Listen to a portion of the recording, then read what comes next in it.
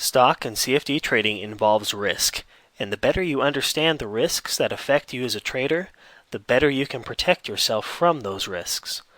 As a trader, you should be aware of at least the following 6 types of risk you face: systematic or market risk, unsystematic risk, credit and default risk, exchange rate risk, interest rate risk, and political risk.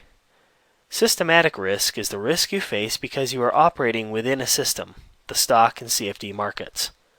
While traders are able to take steps to hedge against certain types of risk, there is no way to hedge against systematic risk. If you want to participate in the markets, you have to be willing to accept the risks that come with being a part of the market. Unsystematic risk is the risk you face by dealing with a particular stock or CFD. When you trade stocks and CFDs on an individual company, you are aligning yourself with the fate of that company. If you have bought the stock or CFD and the company performs well, your investment in that company should also perform well. If you have bought the stock or CFD and the company performs poorly, your investment in that company should also perform poorly.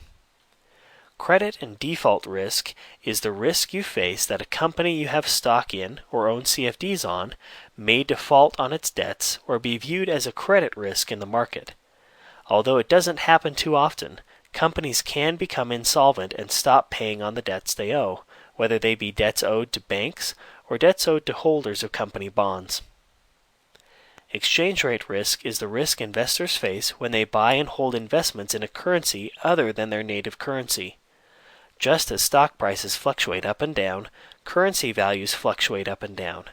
If the currency in which the investment is held gains value compared to the investor's native currency, the investment will be worth more to the investor.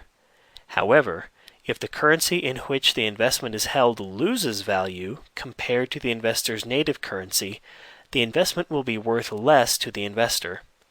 Exchange rate risk can even offset any gains the investment may have made on its own. Interest rate risk is the risk that interest rates within an economy may change and affect stock values. Central banks like the U.S. Federal Reserve, the Bank of England, and the European Central Bank have an incredible impact on global and local economies when they announce their interest rate decisions. Generally, when central banks increase interest rates, it becomes more difficult for companies to borrow money to grow and expand. This in turn negatively affects the future outlooks for the company's growth and tends to pull down the company's stock price. Political risk is the risk you face that the political environment in the country or countries where a company does business may become unfavorable for business growth and expansion.